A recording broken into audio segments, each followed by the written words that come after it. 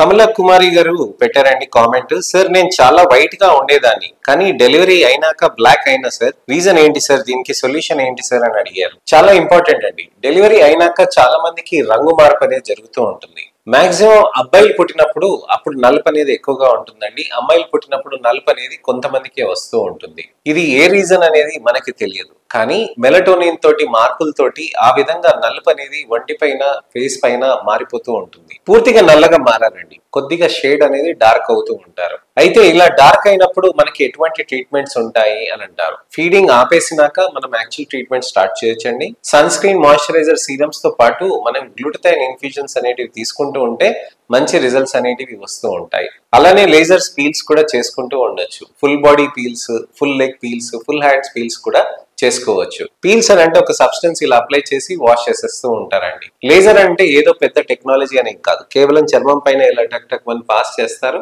ఆ తర్వాత మీకు బెటర్ గా అవుతూ ఉంటాయి. ఏదైనా కానీ మల్టిపుల్ సెషన్స్ అనేది మనం తెలుసుకోవాలండి.